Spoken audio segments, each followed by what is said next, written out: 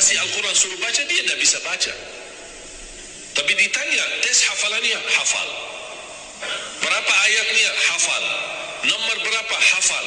Kanan kiri hafal, atas bawah hafal. Allah menunjukkan kepada kita, Allah tidak akan melepaskan Al-Quran menjadi jaminan ditolong. Inna nahnu nazzalna dzikra wa inna lahu lahafizun. Kami telah menurunkan Al-Quran dan kami. Bismillahirrahmanirrahim. Assalamualaikum warahmatullahi wabarakatuh. Alhamdulillahirabbil alamin. Allahumma shalli ala sayyidina Muhammad wa ala ali sayyidina Muhammad. Sahabat, teman-teman yang beriman yang insyaallah dirahmati oleh Allah Subhanahu wa taala, pada kesempatan yang sangat mulia ini, mari sama-sama kita simak, kita ikuti, kita dengarkan tausiah yang akan disampaikan oleh guru kita almarhum Syekh Ali Jabir tentang kedahsyatan Al-Quran. Untuk lebih jelasnya, mari sama-sama kita simak tayangan berikut. Semakin banyak perhatikan Al-Quran, semakin manfaatnya buat kita. Contoh, ayat Al-Kursi, satu ayat.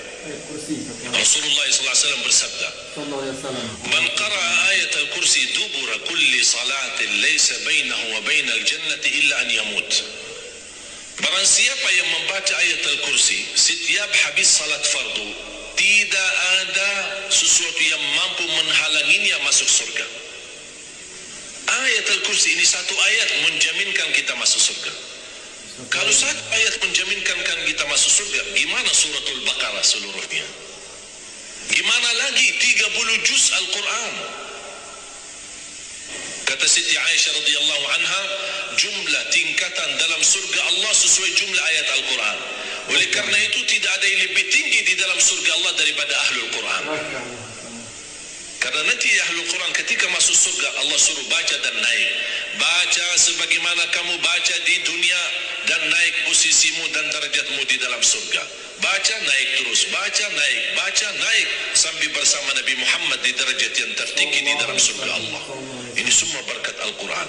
Belum lagi syafaat Al-Quran, belum lagi anak penghafal Al-Quran menghadiahkan 2 mahkota untuk kedua orang tuanya, belum lagi setiap satu huruf dapat 10 kebaikan, belum lagi Al-Quran akan menemani kita saat sakratul maut, belum lagi Al-Quran akan temani kita saat menghadapi mungkar nakir di dalam kubur, belum lagi saat dibangkitkan oleh Allah akan bersama Al-Quran sama kita, belum lagi saat dihisab Al-Quran akan menemani kita, belum lagi saat kita berjalan di atas sirat Al-Quran masih berkenan menemani kita sampai ke pintu surga.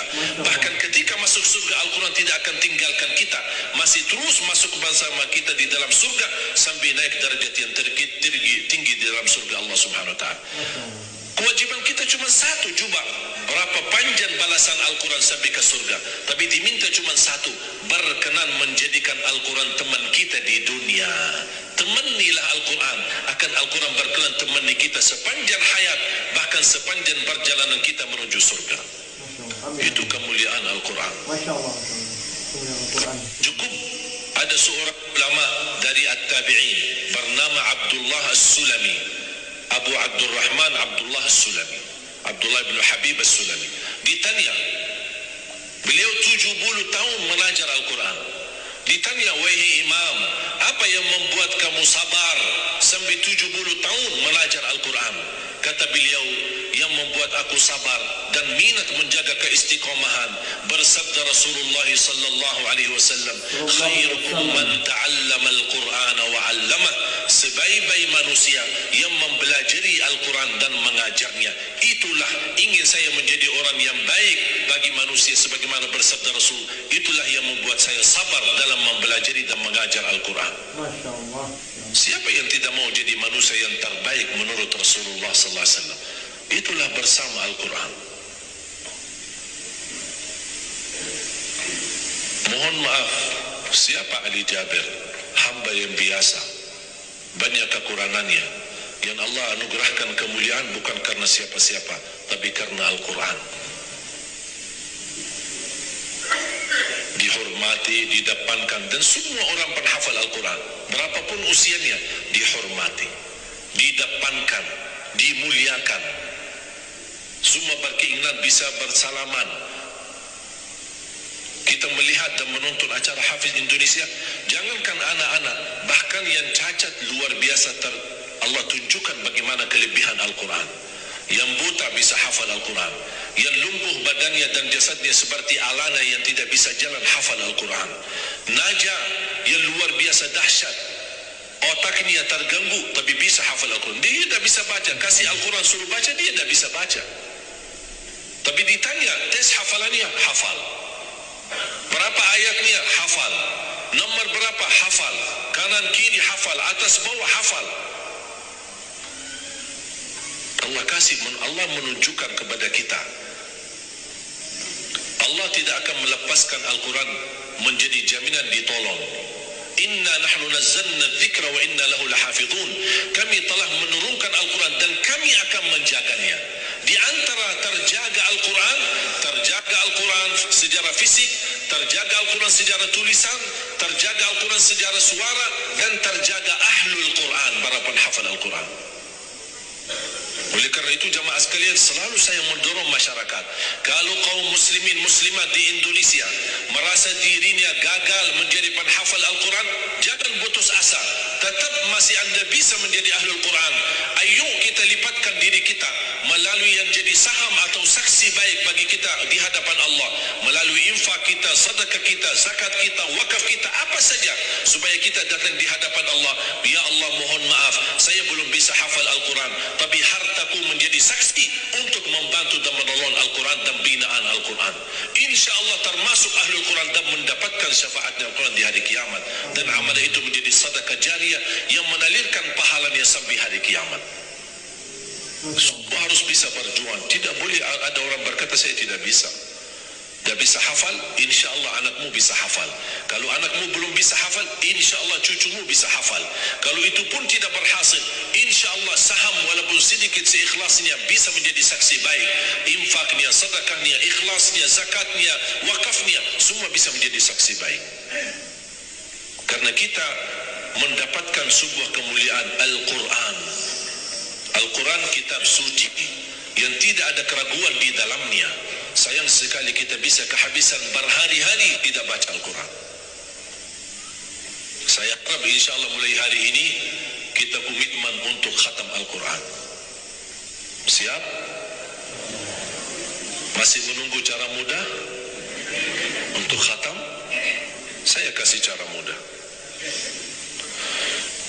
Ini kan Quran seperti Quran Madinah, ya, modelnya seperti ini halamannya. Sekarang sudah banyak di Indonesia seperti Quran Syamil atau Quran ini sudah mulai seperti ini, Quran Madinah, ya. Maksudnya model cetakannya dicetak seperti ini, mulai dari ayat, kalau di akhir halaman ditutupi dengan ayat. Dulu Quran lama, setiap halaman kita buka kadang-kadang ada separuh ayat di halaman kanan, sisanya di halaman kiri. Sekarang Quran Madinah tidak boleh begitu. Termasuk sudah mulai di Indonesia yang sudah disahkan oleh Kementerian Agama, disesuaikan seperti Quran Madinah. Jadi halamannya atas mulai dari ayat, kalau di akhir halaman ditutupi ayat, tidak disambungkan ke halaman berikutnya, supaya teratur. Di antara mereka susun setiap satu juz 20 halaman, dihitung seperti itu supaya rapi. Apa tujuan? Sebenarnya saya mengambil kesimpulan dari hikmah itu. Kenapa setiap juz 20 halaman? Ternyata saya bisa bentuk cara mudah mengkhatam Al-Quran. Setiap waktu salat baca 4 halaman, 4 kali 5 waktu 20, sudah khatam 1 juz. Jadi kalau khatam tidak harus sekaligus. Jangan habis ceramah anda posisi iman yang mulai naik, semangatnya luar biasa, pulang ke rumah baca Al-Quran 1 juz, besoknya masih semangat baca 2 juz, 3 juz dan seterusnya. Begitu menurut semangat tidak baca 1 tahun. Tidak boleh terlalu semangat, tetap semangat tapi diatur semangatnya. Standar 1 juz, tidak usah berlebih-lebihan. Jaga 1 juz, sedikit demi sedikit, istiqomah lebih baik daripada banyak tapi terputus. Dan itu bersabda Rasulullah SAW, khairul amali adwamahu wa inqal, sebaik-baik amal sedikit tetapi istiqamah daripada banyak tapi terputus. Makanya setiap waktu salat baca 4 halaman, 4 kali 5 sudah 20. Kira-kira cocok? Hah? Siap bu? Mau Mau fikir dulu ya. Kira-kira mau nggak lebih mudah lagi? Masih mau lebih mudah lagi ya? Insya Allah masih ada, jangan khawatir. Masih ada. Sebelum salat baca 2 halaman. Habis salat baca lagi 2 halaman. Gimana kira-kira cocok? 2 halaman sebelum salat. Kalau 4 halaman sekaligus terlalu berat, tak apa-apa, bagi 2. 2 halaman sebelum salat, 2 halaman sesudah salat. Jadi berapa? 4. Dikali 5 waktu berapa jadi? 20. Sudah khatam 1 juz. Kira-kira siap? 2 halaman. 1 kertas.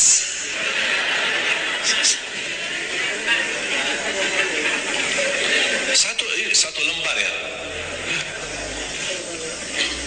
1 kertas. 1. Cuma bola balik. Masa keberatan? Cuma 1. Begitu sebelum salat baca 1 kertas, 1 lembar. Habis salat baca lagi 1 lembar. Mohon maaf, lagi semangat. Mau nambah jangan tambah. Itu aja dijaga sampai selesai. Kalau ini bisa dijaga, insya Allah husnul khatimah. Masya Allah. Istiqamah dibaca.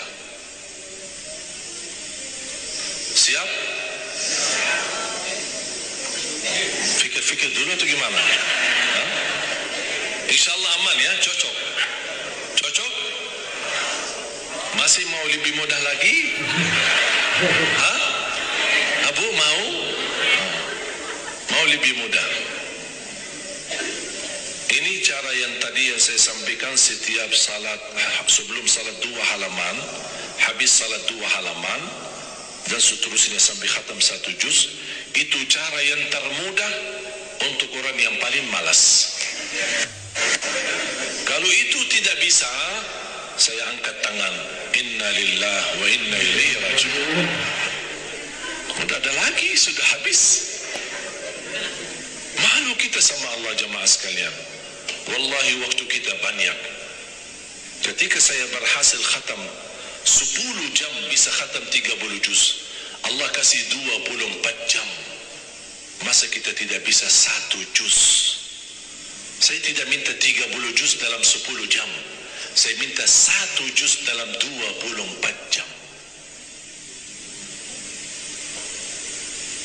Jadi, kalau ketika Anda baca, jangan suka lihat halaman belakang. Itu yang membuat banyak berat. Misal baca Al-Baqarah, sambil dia baca, A'udzubillahi minasyaitonir rajim, Bismillahirrahmanirrahim, Alif Lam Mim, Dzalikal kitabu la raiba fihi, hudan lil muttaqin, alladzina yu'minun.